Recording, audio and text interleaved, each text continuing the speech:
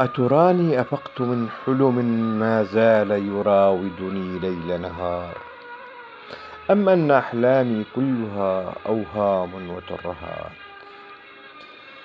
فما عدت أبحث عن مكان الروح الساكنة في روحك، وإنما أبحث عن صبابة الجوى التي تحميني من لذة البوح.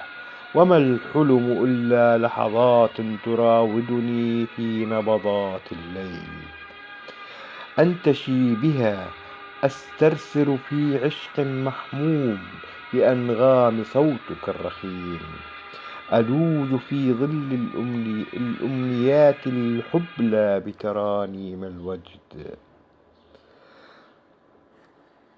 حيث استطاب لي المكان لأنسج عبقات البوح بأجمل الكلمات، ليرتعش النبض في وصال حمى البيان.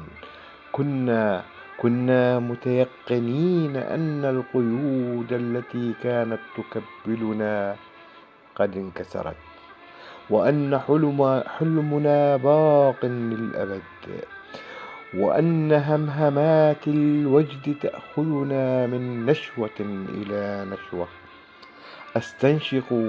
أستنشق ما بينهما عطر يفوح منه الياسمين، يا أحرف قصيدتي اليتيمة التي أتغنى بها كل حين، لا توصلني إلى عتبات النجوى أبوح بها بأعذب الأبيات البليغة بالمعاني.